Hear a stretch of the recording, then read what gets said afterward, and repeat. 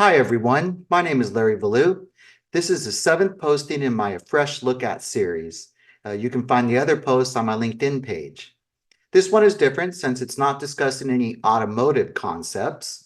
And as you will see as I go through this journey, it is based on my lifelong experiences. And to keep it interesting, periodically I will describe a troubleshooting situation that I was personally involved in. Needless to say, I love troubleshooting. And besides training, there's nothing else I would rather do. Troubleshooting is about problem isolation, and really the principles I will discuss can apply to your car, a computer network, or even your misbehaving coffee maker. Specifically, you will learn how to optimize your brain for troubleshooting, as well as a process that you can follow to enhance your troubleshooting skills. One thing to keep in mind while going through this, the program I will describe does not necessarily teach you how to resolve problems. Although we find that quite often that if a problem is isolated correctly, this may lead directly to a resolution. In fact, you'll learn later that one of the foundations of great troubleshooting is don't try to fix it, rather just try to narrow it down. I hope that you enjoy the journey. Many years ago, when I was at my previous company, I was approached by our executive staff to embark on an internal initiative. Normally, I trained our customers on our products, but I got interested in this internal initiative, which ultimately involved the Universal Troubleshooting Process, or UTP, which I'll be discussing throughout, since troubleshooting is something that I love to do. So I volunteered to take on the project for both the development and delivery of the program. Eventually, I delivered about 50 of these courses throughout the world to about 500 employees. That was about 1/3 of our company's population. This feat brought me respect, admiration, and appreciation from my colleagues and my company. But what did I have to work with to begin? Actually, there's not a whole lot of classes on troubleshooting. I'm sure most of you went to college, right? Did you ever take a troubleshooting class in college? Probably not. Actually, I did take one I found a long time ago when I was working for an integrator from Cisco Systems, which is the Cisco Internetworking Troubleshooting class, or CIT. Cisco recognized that troubleshooting is a skill that's very much in demand. As a troubleshooter, you're the hero. You come in when everybody's panicking, sweating, perhaps the company's losing money because the network is down. And you come in with your superhero cape on, you fix their problems, and then you're on your way. So troubleshooting can be very fulfilling in that way. You may wonder, what is the purpose of the troubleshooting program I'm describing here anyway? Well, simply put, it is to help you accurately identify and quickly resolve system problems to improve your customer satisfaction and make your life a whole lot easier in the process.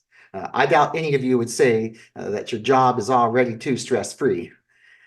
This presentation is filled with practical steps based on scientific methodology, common sense, and real-life experiences. There is no doubt you're already familiar with and probably regularly use many of the techniques that I'll describe in this program. Even then, you probably still run into baffling system problems, and this is compounded by angry customers. This training is also structured so that you have the opportunity to learn and share best practices with your fellow troubleshooters, add to your own tool bag of techniques, and save you even more time, effort, and headaches in the future. High-performance troubleshooters are universally seen as intelligent and competent, making them worthy of respect and highly valuable to an organization. They are often thanked more and second-guessed less. They feel more secure in their job and in their own skills. High-performance troubleshooters use processes and tactics, saving their brain power for those situations when it's truly needed. This boosts their productivity and reduces stress.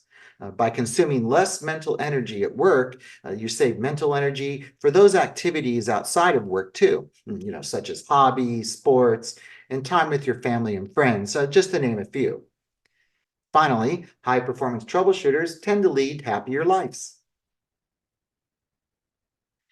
The process and tactics used by high-performance troubleshooters reduces variation of repair quality and time to solution.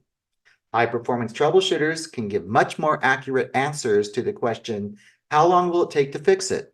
And will have dramatically fewer instances of problems whose solutions expand to fill several days or even weeks.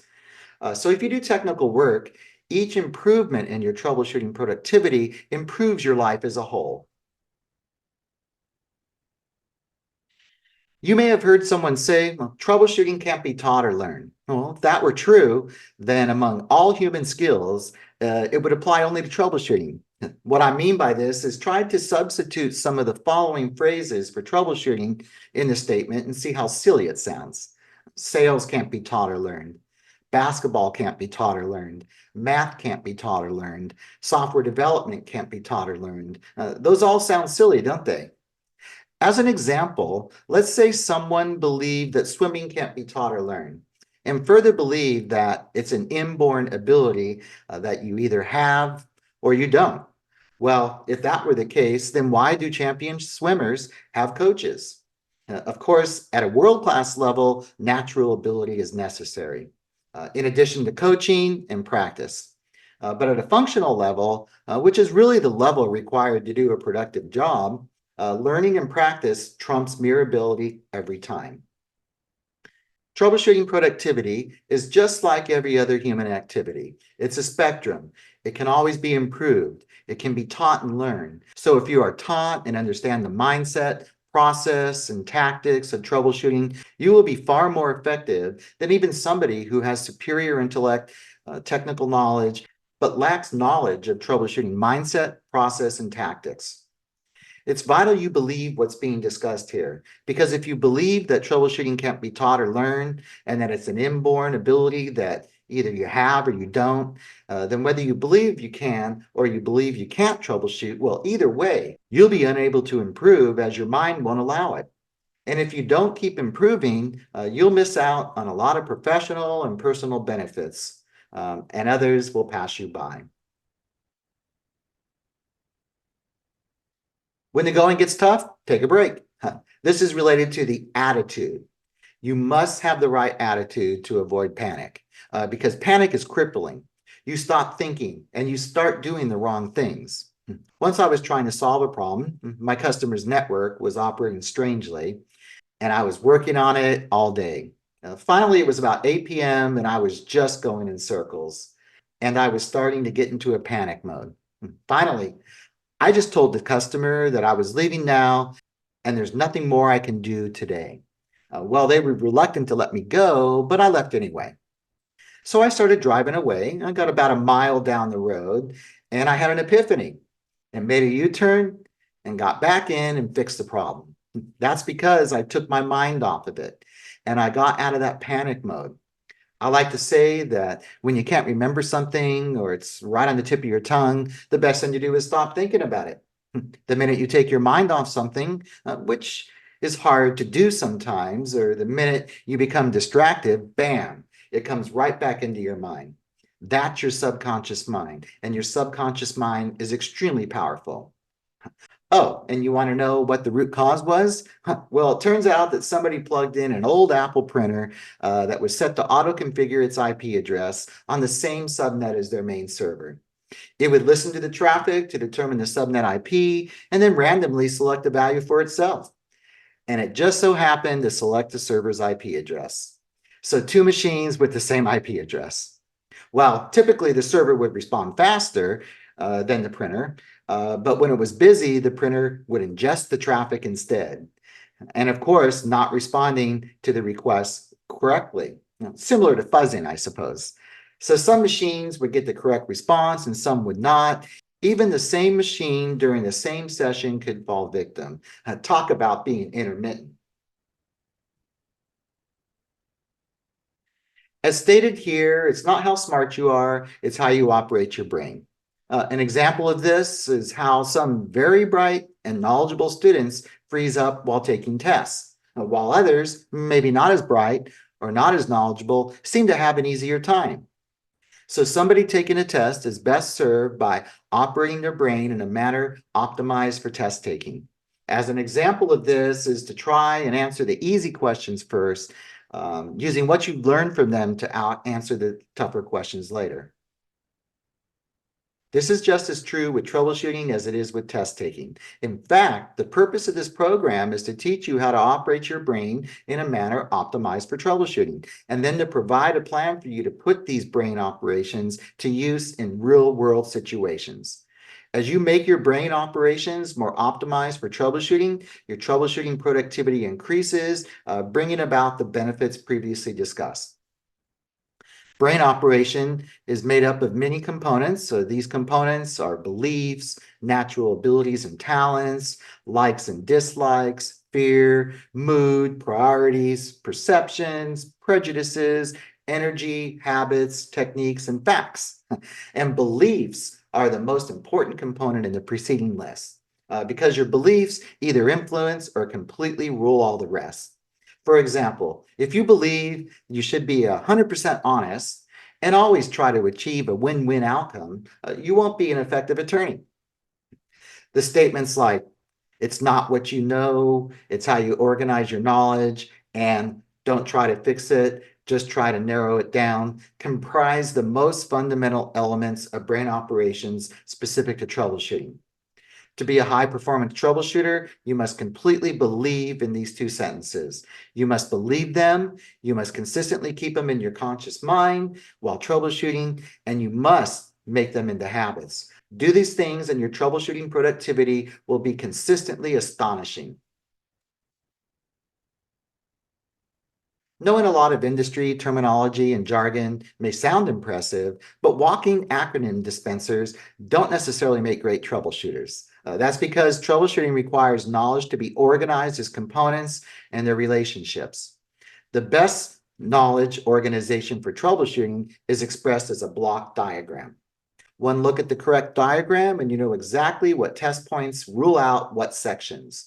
You know where to inject the state change in order to rule out a specific area of the system. You know how to continue to divide the root cause scope in half. For the purpose of troubleshooting, block diagrams like this are called mental models because often you can keep them in your head. Many people would assume that a troubleshooter's philosophy is to go in and fix the problem. But in reality, diving in and trying to immediately fix the problem is not the most efficient approach. So the troubleshooter's philosophy is not to fix it, but to narrow it down. Also, ruling out components one by one clearly isn't profitable. Ruling out half of them per test is clearly better, as shown in the graphic here. Throughout this training, this graphic will be used to represent this concept of ruling out by halves, which is also called binary search or half splitting. If binary search sounds too good to be true, well, that's because it is.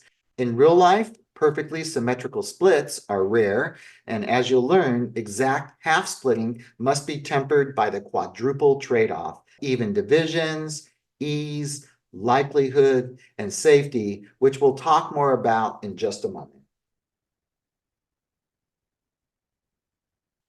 If you count every software configuration entry as a component, modern systems have component counts in the tens of thousands, hundreds of thousands, millions and beyond. And they're all relevant because one wrong line of code or configuration entry can be the root cause and affect an entire system. For example, a lightly loaded Windows computer with no extra applications has greater than 300,000 key value pairs in its registry, each of which is a component for the purpose of troubleshooting. If you simply went down the list testing each of the 300,000 components, on average, you'd find the bad component after testing half of them.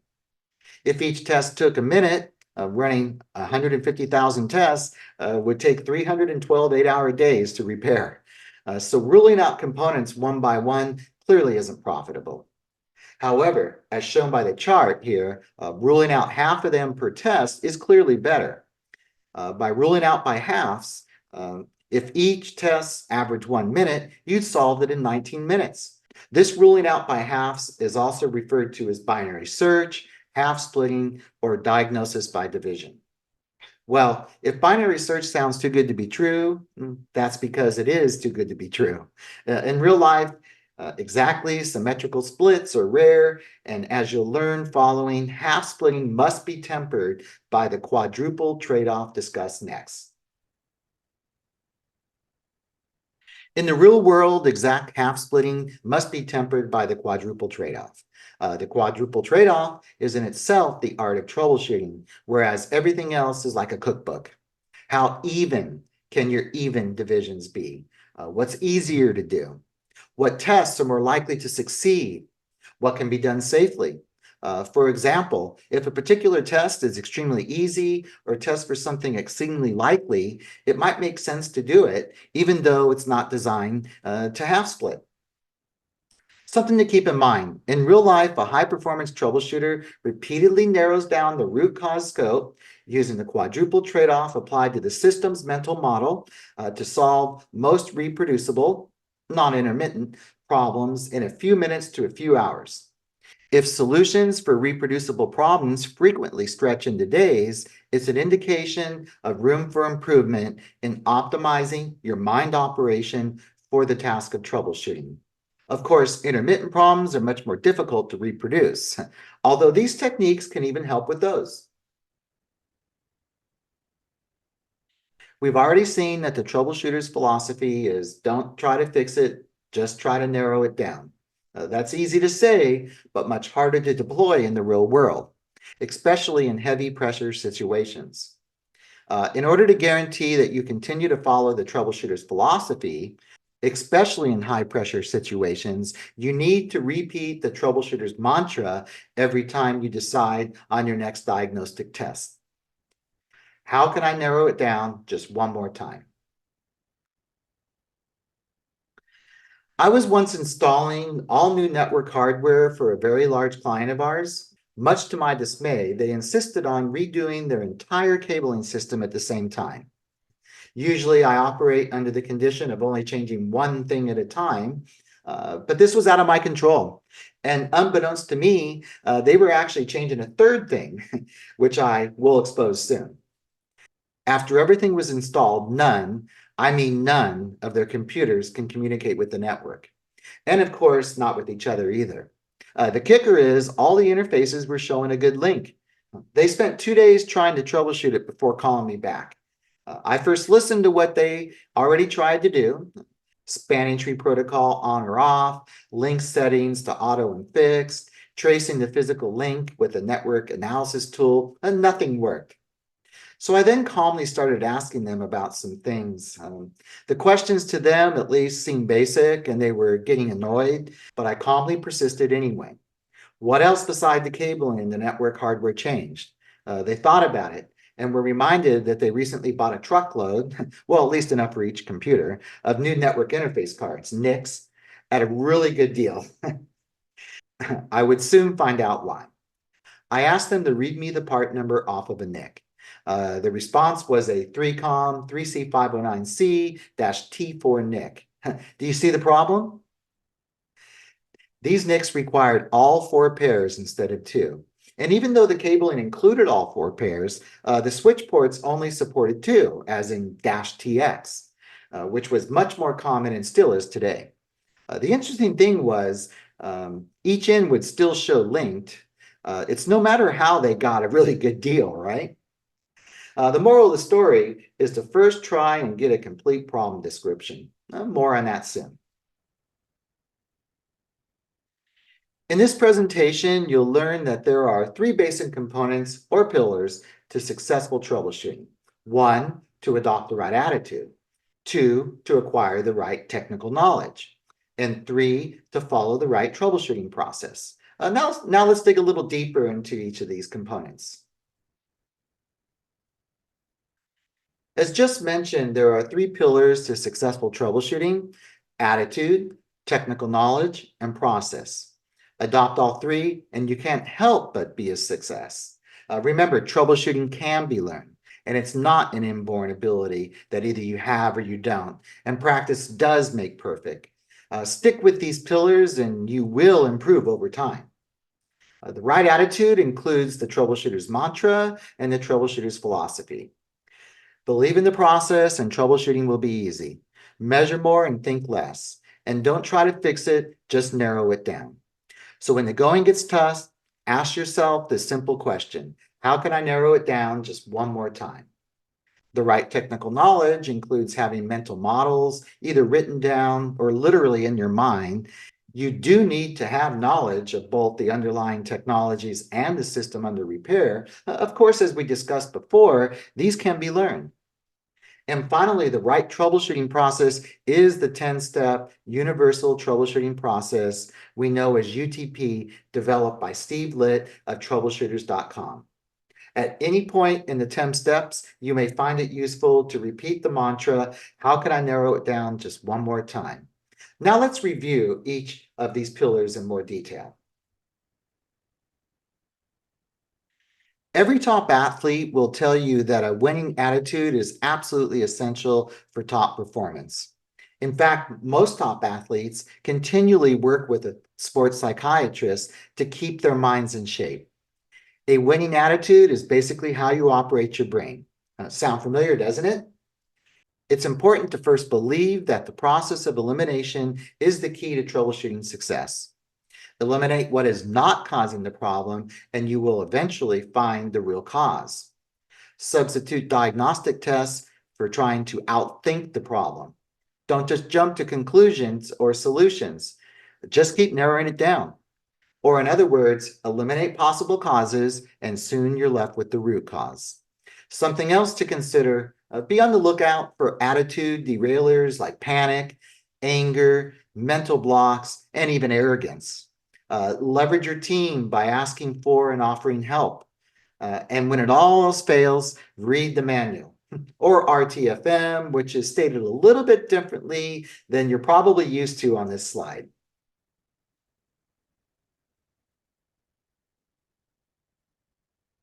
To troubleshoot a system, you need these two types of knowledge. One, basic knowledge of the underlying technology, and two, sufficient knowledge of the system under repair. And neither basic or sufficient imply expert. You recall that a mental model is simply knowledge and structure of the system displayed as a block diagram. A good mental model has the correct amount of detail, accuracy, modularity, and concreteness. The idea is to grasp the architecture at a glance. It must be detailed enough to show potential test points, to rule out sections, but not to drown in too much detail. Remember, it's not what you know, but it's how you organize your knowledge that matters the most here. Finally, you automotive cybersecurity aficionados should also use the mental model approach to performing your threat analysis and risk assessments, or TARAs too. Here's an example of a mental model. This one is for a product from my former company. By top level, it means each of the 5 main components are broken out here, such as the user. Yes, users can be the root cause of the issues. GUI, DLL, firmware, and device under test, or DUT. But you could, or even should, break down each component further. Again, similar to how you would perform a TARA by identifying the components, data, channels, data flows, and functions. Once you have identified and laid out the correct mental model, the correct test points will be clear. The Universal Troubleshooting Process, or UTP, developed by Steve Litt of troubleshooters.com, consists of 10 steps. The details of these will be described next. You should know that the Universal Troubleshooting Process works because at each step, it focuses your attention precisely where it should be. As listed here, there are 10 steps to the Universal Troubleshooting Process, or UTP. These steps are meant to provide you direction when you may not otherwise know what to do. They should be followed in order, and the summary of these are as follows. 1, you must prepare. Make your workplace neat and clean, and make sure you have all the right tools and documentation. If you need to visit a customer or user's workspace, make sure they have everything ready for you, and give yourself a pep talk. 2, make a damage control plan. The worst possible troubleshooting bungle is to make things worse, either by damaging the system, damaging the environment, containing the system, or worse, injuring a person. 3, now get the symptom description. Don't jump to solutions before you have a complete and accurate description. The more information you get from the user, the less diagnostic tests you'll need to perform. Ask probing questions such as, what have you observed that indicates that there's a malfunction? When did the symptoms start happening? Was there anything else happening at the time? Do you know of a procedure to consistently reproduce this symptom? 4, do not move on until you can reproduce the symptom. How do you know if the symptom is gone if you never observed the symptom yourself? 5, not necessarily applicable to all products, but perform any corrective or possible scheduled maintenance first. Appropriate corrective maintenance consists of maintenance items that are relatively quick and easy, likely to fix the symptom, and probably should be done anyway. Step 6, now you're ready to roll up your sleeves and begin to narrow it down. As we discussed already, use diagnostic tests to repeatedly eliminate half of the remaining system until you arrive at the root cause, or at least as close as you can, given the tools and test points that are available to you. 7, although as a troubleshooter, this may not apply to you directly, but once the problem is isolated, it needs to be repaired. 8, once the repair takes place, to the best of your abilities, perform tests to make sure that the symptom did indeed go away and that it did not cause any other problems. 9, one thing most troubleshooters don't know or think to do always is to take pride in their work. Troubleshooting is difficult, especially when you have angry customers in your face. You can go a long way towards protecting yourself against burnout by taking pride after every successful repair. Finally, 10, the last step has to do with preventing future occurrence. Preventing future occurrence can take any or several forms, many of which can be accomplished through documentation and/or raising enhancement requests on the product.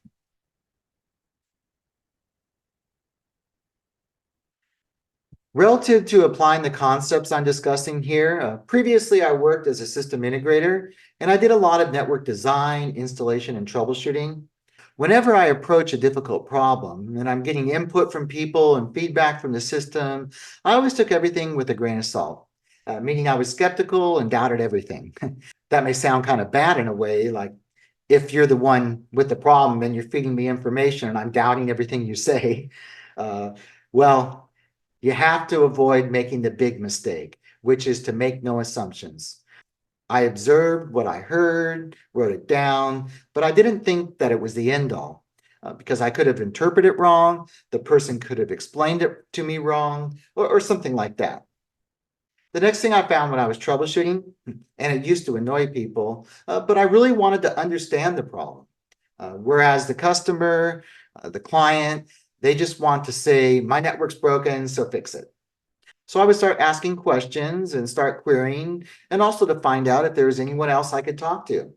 Really, that was about step number 3, which is to get a complete symptom description before you even start trying to troubleshoot. Whereas most people just want to start troubleshooting when they don't even understand the problem yet. Sounds kind of silly, right? And quite often, what I found is a lot of times understanding the problem leads to the solution. And you have to know and really understand the problem so you know how to reproduce it, which is step number 4 of the process. So now I'm telling you that you don't need advanced knowledge of the system or technologies that you're working with. Well, I always found that your experience helps, sure, but again, you don't need advanced knowledge nowadays since we have so many resources available to us that we don't need to be and know everything at the time we start. I like to joke around that even though I may be an expert on a system, more often than not, I've forgotten more than I've remembered at the time. But I know where to get the answer, right? So all you need to have is the right technical knowledge. And that's it. This poster depicts and summarizes most of the concepts that I've covered so far and places them in the context of the 10 steps of UTP. Of course, step 1 is to prepare yourself mentally as you embark on the task. Part of that is developing the correct mindset based on the troubleshooter's mantra and philosophy. Then once you have progressed to step 6 to narrow it down, you should follow the rules to divide and conquer based on the quadruple trade-off concept. It's interesting to note that most people think that troubleshooting is only step 6, whereas it is really all 10 steps. Quite often you can resolve the problem, especially if it's based on user errors during step 3. Honestly, step 3 is sometimes the most difficult to accomplish because it also requires cooperation of others. Others who would rather just throw the problem over the fence to you. But how can you troubleshoot a symptom, let alone be able to reproduce it, if you don't know exactly what the symptom is? The answer is you can't. One last story before I wrap things up. And in this case, only one thing was changed at a time. Again, I was installing an all-new network equipment for a client. When I finished, the problem arose. Not intermittent, but only affected half of the machines. So my troubleshooting efforts commenced. I completed steps 1 and 2 and continued on to step 3 to get a complete symptom description. Which machines were having the problem and which were not? Were there any similarities between those machines? Okay, the ones with the problem were all Dell computers, whereas the others were IBMs. But still, why were only the Dell machines having problems? Well, again, in the spirit of only changing one thing at a time, we left the VLAN and subnetting schemes the same, and we were going to change those later. Okay then, what was the difference in the configuration on the network equipment versus the old? Well, it took a little digging into the manuals, and when we did, we found out that the newer network equipment had spanning tree protocol enabled by default. As you may know, spanning tree takes about a minute to enable a port once the link was established. And by digging more into the Dells versus the IBMs, we determined that the Dells booted a lot faster, well, less than the 60 seconds, whereas the IBMs took a couple of minutes. And the Dells would immediately try to log on into the network before the port was enabled. So I enabled fast spanning tree and the problem was solved, and kept a cool head throughout the process, even though the client was blaming me and breathing down my neck. Great job, Larry, I told myself.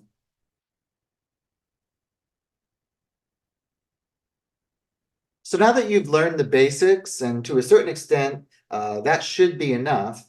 In addition to the items we discussed in the presentation, you could also obtain the book, Troubleshooting Just the Facts, and other nice resources from Steve Litt's website, troubleshooters.com.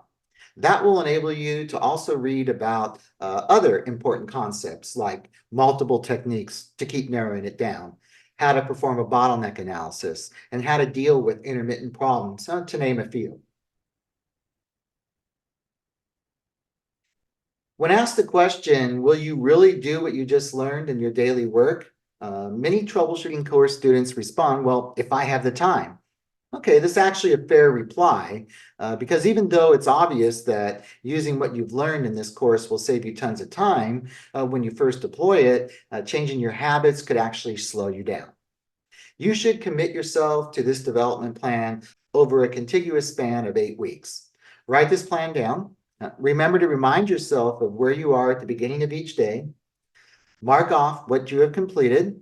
If anything, it will remind you of the concepts that you have learned going through the universal troubleshooting process. This will help you to incrementally develop good troubleshooting habits over time. What I found is that the UTP process really meshed with what I was doing. It teaches you to have a calm and rational attitude, making diagrams referred to as mental models, getting a good problem description, asking for help, giving help, as well as praising people who do it right.